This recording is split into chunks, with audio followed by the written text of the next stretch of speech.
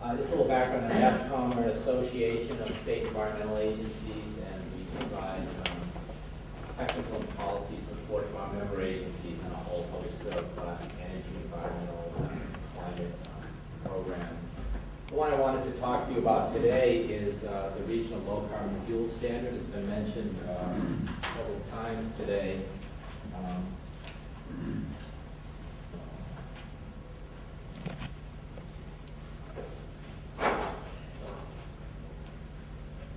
So back in December of 2009, the governors from 11 Northeast and Mid-Atlantic states signed a memorandum of understanding which committed their environmental and energy agencies to collaborate in assessing the viability of a low carbon fuel standard for the 11-state region. And in doing so, they've asked us to, by first quarter of 2011, provide a recommended framework for how that program might work across the 11-state region. So we have been working very diligently. NESCAUM is playing sort of a facilitation, technical, and policy support role for the states, but it's a state initiative, and we have been making progress. We've been doing some very detailed economic analysis, looking at sort of a whole host of framework issues. How would you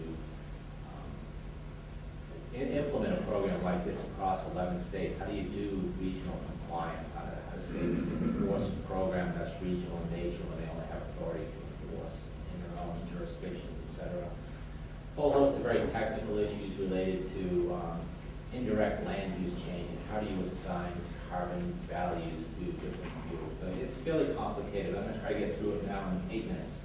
Like I said, at its basis, low carbon fuel standard is really designed to reduce greenhouse gas emissions. But as many people have mentioned today, there are a lot of other tremendous benefits that come along with bringing alternative fuels into this region. Dan mentioned that we're 100% dependent on imported fuels in this region. This is a program that could induce a combination of indigenous fuels to become sort of fuels that we burn in our own vehicles in the Northeast. And it's very exciting. Instead of all this money flowing out, we get to keep the money and invest it in technologies and companies in our own region. So it's very exciting. It's a market-based program, doesn't pick winners or losers. It allows all of these fuels to compete based on the carbon intensity of that fuel. Primary examples are liquid fuels such as advanced biofuels, electricity, and then gaseous fuels, both natural gas and hydrogen.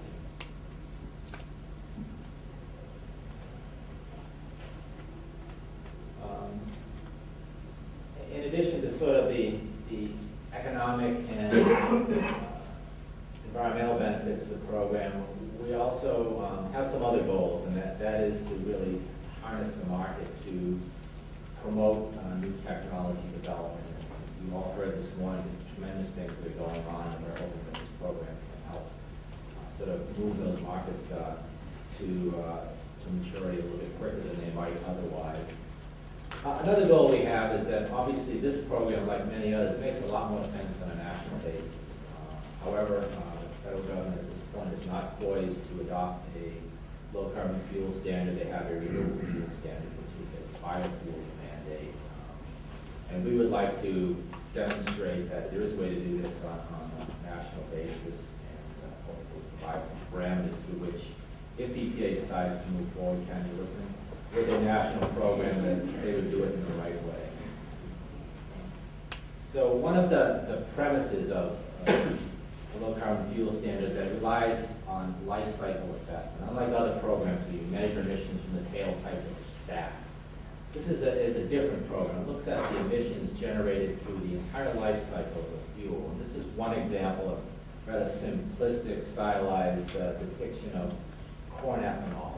The types of emissions that are associated with that fuel. And it starts out with cultivating the land, moves through planting and harvesting the corn, bringing that corn to via rail, in this case, to an ethanol facility to be turned into a liquid biofuel. That liquid biofuel is then transported by truck or rail to the distribution system. There are, frankly, many more steps along the way, but these are just sort of the basics. And then ultimately is burnt in the vehicle. So under a low carbon fuel standard, we account for each step in the process so that we can fairly compare fuels. And we use this arcane metric called grams of CO2 equivalent per megajoule of energy burnt. And the reason we use that is because we're comparing electricity, liquid fuels, and gaseous fuels. We use sort of a common metric that can fairly compare all of those. Today I want to focus on what we think the opportunities are for electric vehicles under the low carbon fuel standard. And frankly, to think that if we design this program right, it will provide significant introduction incentive to introduce and promote EVs in the region. I'm going to get to some of the numbers on this, but in the Northeast, electricity is a low carbon fuel standard. Unlike some of the other fuels, part of the benefits comes from the fact that electric drivetrains are just highly efficient relative to internal combustion engines. So that's accounted for in assigning a carbon intensity value for electricity. This table just gives you a sense that not all low carbon fuels are created equal. It's just sort of some examples of, gives you a sense that not all low carbon fuels are created equal. It's just sort of some fuels out there that are more carbon intensive than the average baseline gasoline.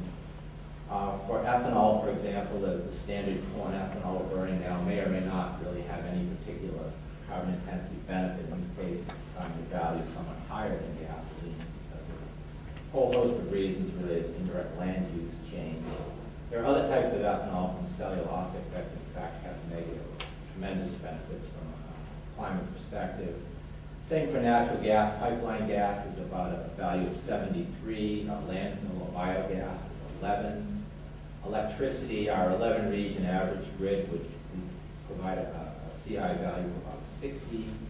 If all of the electricity PVs came from wind, it would be 0. So it's a very broad range, and it's very difficult to actually assign accurate values for all of the fuels in this program. This slide shows you sort of the two factors, parameters that come into play in trying to decide how to credit electric vehicles. And the two factors being the mix of fuels in that grid, and the second is the efficiency of the vehicle itself. So this sort of shows you stacked bars that, if you see the Northeast average is about 60. Now it's going down because of RGGI and other programs by 2020. You have a renewable grid that has 0 carbon intensity. Natural gas-based grid is somewhat higher than ours. But on the other hand, if you had a grid that's have a grid that's based primarily on coal. Press close it. It only do it once, and then the body will. Oh, yeah. See. Sorry, everyone. We'll put it down. There you go. So an electric grid that's based primarily on oil or coal, in fact, may not provide any real climate benefits relative to gasoline. So there are a lot of factors in play, and we want to make sure we do this, that we do it right.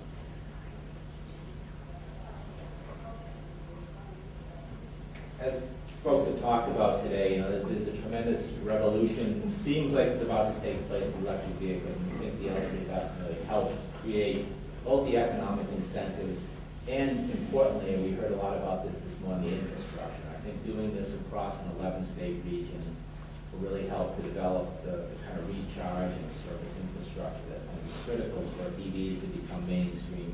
Consumers to be comfortable that if you have this vehicle, you can use it like you would an old ICE. But ultimately, EVs are going to have to earn a significant share due to consumer preference. And a lot of folks talked to this morning, and I think we certainly realize they have to be functional, affordable, convenient. But the reality is that, and someone used, I think it was Wendy used the analogy about cell phones this morning. And, Americans love technology, and Americans love cars. And I think, EVs could be marketed as the coolest cars, because anyone who drove an EV1 back in the 90s or has seen some of the vehicles we saw this morning, they are cool. They're very, they're great vehicles. They're quick. They're quiet. They're efficient. All the kinds of things that consumers want. And frankly, they're cheap. And Americans generally are cheap group of folks. So I think that this is going to help us, especially in the Northeast. The Yankees are very proud of how cheap. I think this is going to really help open this market up when people really understand the economic benefits that they would accrue to them from buying an EV. I think it was interesting. Everyone keeps saying, well, hybrids are only 2% of sales in the U.S., but frankly, in Japan, where they've been around just a little bit longer, they're now the Priuses are now the largest selling model by quite a bit over any other vehicle in Japan.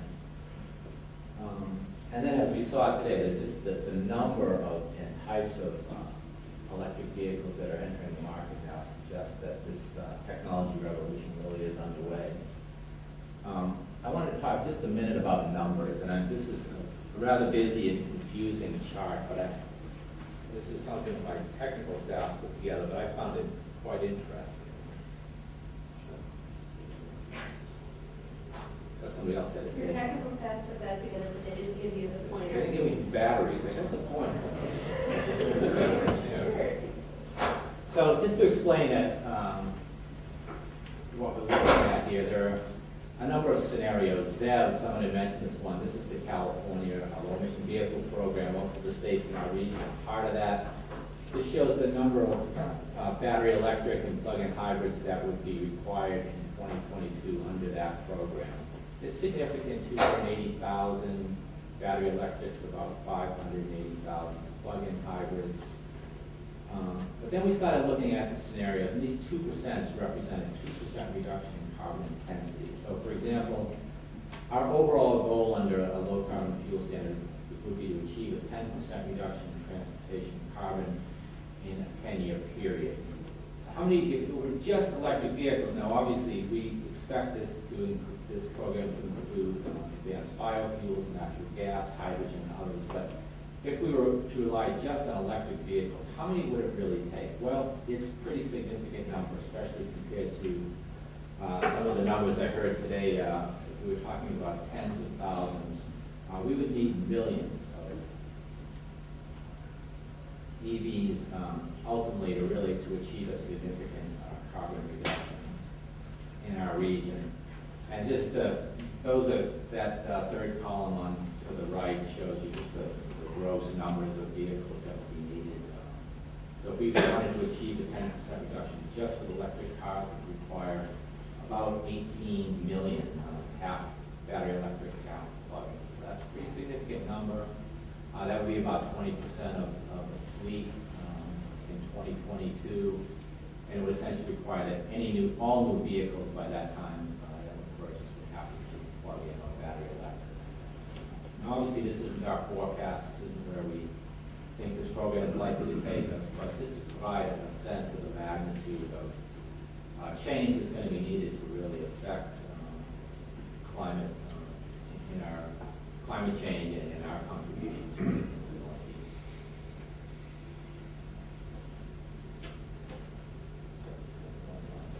So I do think, and I know California envisions itself, as always, as the leader in the electric vehicle market, as they're leaders in everything else. But we think the Northeast really has an opportunity, and we think that the low carbon fuel standard and the California low emission vehicle standards and other programs that we have in place in this region really can help make this region a world leader in electric transportation technology.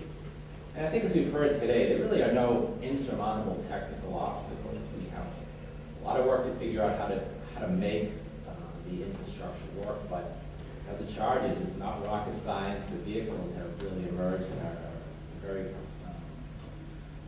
are excellent vehicles at this point. So it really comes down to sort of planning and infrastructure. But ultimately it comes down, to, in my mind, to a true commitment on the part of the automakers to electric vehicles. I think, we heard many times today kind of jokes about the EV1 and General Motors crushing that vehicle. Well, there was a real opportunity there that was lost. it seems to me that the automakers are taking it serious this time, introducing lots of models, and I think they're gonna have to market these, just like they convinced Americans that we all needed pickup trucks. Most of us really don't, but a lot of us got pickup trucks, because if you watch the football game, there's the ad, pickup trucks, pickup trucks, pickup trucks. I think they can do the same with EVs, but in this case, I think it's really gonna be a practical vehicle that Americans really will like. So I remain hopeful, and stay tuned for next steps on our low carbon fuel standard. Thank you.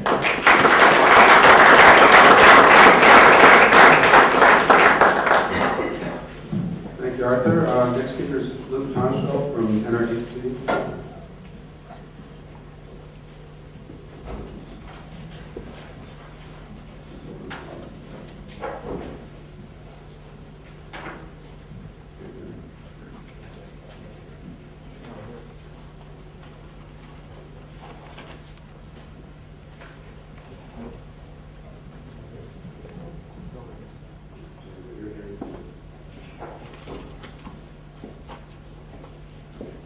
I'll just get started while we're waiting for that to come up.